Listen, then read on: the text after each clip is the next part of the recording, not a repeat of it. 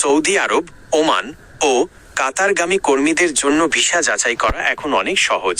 প্রতারণা এড়াতে দালালের ওপর নির্ভর না করে নিজেই নিজের মোবাইল দিয়ে ভিসা আসল কি না তা পরীক্ষা করে নিন।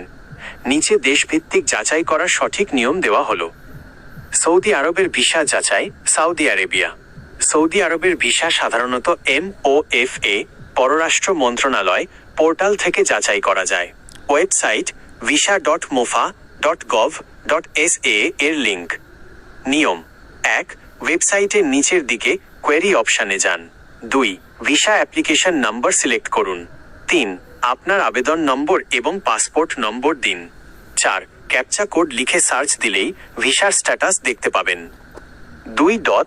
ওমানের ভিসা যাচাই। ওমান।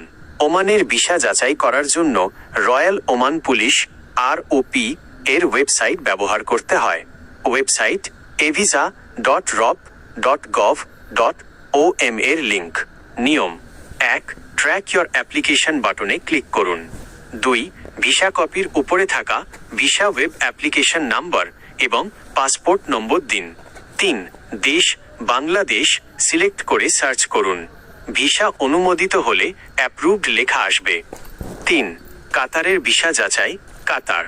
কাতারের ভিসা যাচাইয়ের প্রক্রিয়াটি অত্যন্ত সহজ। এটি দেশটির স্বরাষ্ট্র মন্ত্রণালয়ের MOI সাইটে পাওয়া যায়। ওয়েবসাইট portal.moi.gov.qa এর লিঙ্ক। নিয়ম: 1.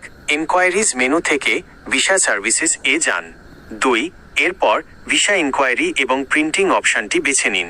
3. আপনার পাসপোর্ট নম্বর এবং দেশের নাম বাংলাদেশ দিয়ে সার্চ করুন। 4. ভিসা সঠিক থাকলে আপনার তথ্যের পাশাপাশি একটি প্রিন্ট করার অপশান আসবে। 4. আমি প্রবাসী অ্যাপের মাধ্যমে আপনি যদি কোনো জটিলতায় না যেতে চান তবে বাংলাদেশ সরকারের স্বীকৃত আমি প্রবাসী অ্যাপ ব্যবহার করতে পারেন।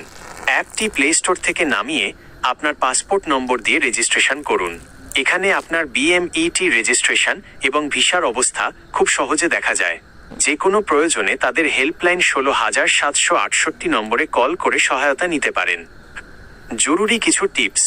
QR কোড স্ক্যান করুন। আপনার ভিসার কপিতে একটি QR কোড থাকে।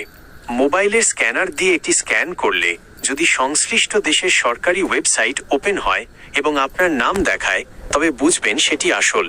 স্মার্ট কার্ড শুধু ভিসা নয়, বিদেশ যাওয়ার আগে আপনার BMET স্মার্ট কার্ড হয়েছে কি না তা অবশ্যই নিশ্চিত করুন।